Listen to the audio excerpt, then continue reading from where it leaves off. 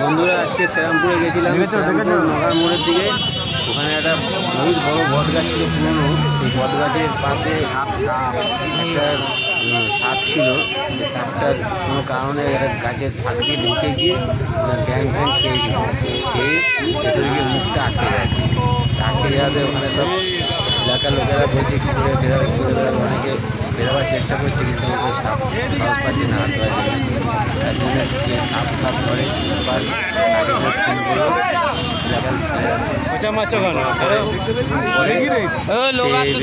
এলো। আসার পরে আপনারা দেখতে পাচ্ছেন না বন্ধুরা যে সাপটাকে মুখে আটকে আছে। বন দপ্তরের থেকে লোককে ফোন করা হয়েছে, উনি এসে দেখবেন কী করে বার করে আপনারা দেখতে যাবেন। বন্ধুরা এই যে বন দপ্তর থেকে লোকটা এসছে, সে আপনার এখানে নাম্বার শেয়ার করে দিয়েছে। এই নাম্বারে আপনি ফোন করলে ওনাকে পেয়ে যাবেন।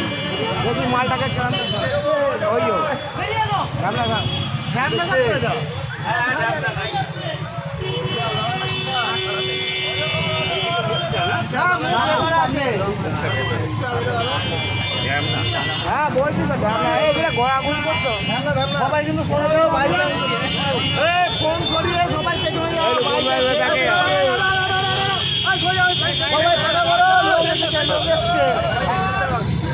একটু দেখি গ্রাম পরে এখানে ছেড়ে দেবে। হ্যাঁ এখানে থাকে, ও এখানে ছেড়ে দেবো। হ্যাঁ ও এখানে থাকে, এই ভেতরে থাকে, এই ভেতরে পুরোনো মাল অনেক আছে।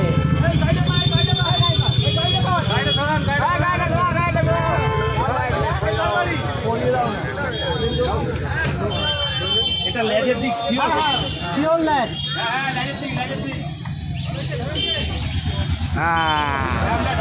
না বললাম না, ঠিক আছে।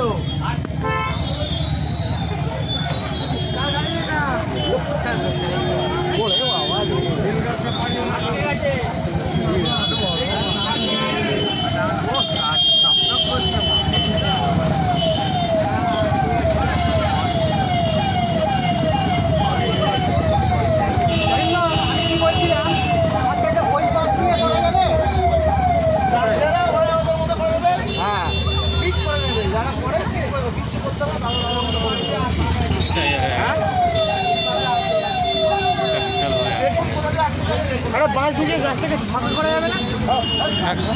ফাঁকা করা যায়, ফাটা আছে তো, ওই জন্য বলছি।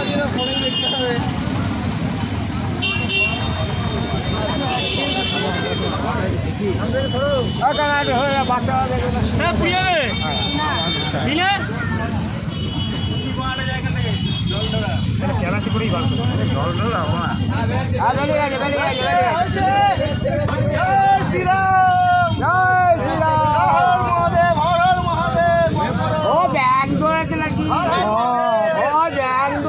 খাবার আছে মুখে।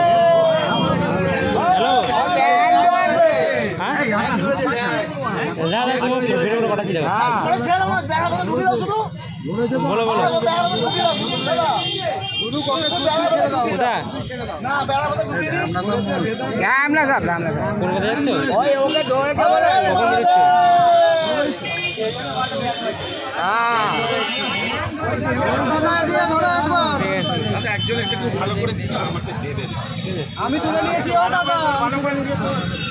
ছবি তুলবো না ভিডিও করবো? ভিডিও করো, লাইভ করবো। হ্যাঁ লাইভ করতে হবে, লাইভ করে। আমার বাড়িরই নিকটে হনুমান মন্দির, শ্রীরামপুর ছাত্রা তেঁতুলতলা হনুমান মন্দির। তো এখানে একটি ঢ্যামলা সাপ এই গাছের ফাঁকে আটকে গেছিলো। এবার অ্যাকচুয়ালি ও একটা ব্যাঙ খাটছিল, খুব অনুচিত একটা কাজ করেছি, কারণ ওর খাবারে আমি বিঘ্ন ঘটিয়েছি। কিন্তু আমি জানতাম না ভেতরে ও ব্যাঙ খাচ্ছে, সবাই বলেছিল ফেঁসে গেছে। তো যার জন্য ওকে বার করেছি। আর সাপেরা স্বাভাবিক রকমভাবে যদি একটু ঘাবড়ে যায় তাহলে পরে খাবারটা উঠলে দেয়। তো যে কারণে খাবারটা উগড়ে দিয়েছে, তো তার জন্য আপনাদের প্রত্যেকের কাছে আমি ক্ষমা প্রার্থী যে একটা নিরীহ প্রাণীর খাবার মুখ থেকে আমি কেড়ে নিয়েছি, কিন্তু আমি জানতাম না। যাই হোক, তো পরীক্ষিতে বলে রাখি এই সাপটি ছিল দাঁড়ার সাপ বা ঢ্যামনা সাপ, যাকে বলা হয় ইন্ডিয়ান র্যাট স্নেক। ইঁদুর খেতে ভালোবাসে, যদিও ব্যাঙ ধরেছিল, এদের প্রিয় খাদ্য ইঁদুর। তো এই সাপটা থাকলে পরে মানে আমাদের আশেপাশে যে ইঁদুর তার উপদ্রব কমে। তো এবং এই সাপটা সম্পূর্ণ নির্বিষ, একে ভয় পাওয়ার কিছু কারণ নেই। এর বিশালকায় চেহারা দেখে মানুষ ভয় পায়, কিন্তু একে ভয় পাওয়ার কোনো কারণ নেই। এবং এখানকার অধিবাসীবৃন্দ নিজেরাই বলেছেন এখানটা ছেড়ে দিতে, কারণ তারা ভয় পায় না। আপনাদেরকেও বলবো যে আপনারা এরকম ভয় পাবেন না। আপনার এলাকায় যদি থাকে তো তাকে বরঞ্চ রাখবেন, এই কারণেই আদার্স অন্যান্য সাপকে খায় এবং কুকুরকে খায়, তো সেই কারণেই একে রাখবেন। এবং আর একটি কথা বারবার বলি যে যেটা হচ্ছে, আপনাদের কারুকে যদি সাপে কামড়ায় সেক্ষেত্রে আমার সঙ্গে যোগাযোগ করবেন। আমি তাকে যতটা পারবো বা আমার সংস্থা বন্ধুর হাত যতটা পারবে সহযোগিতা করবে। আমার নাম্বার 9874079970। আবারও একবার বলছি, আমার নাম্বার 9874079970।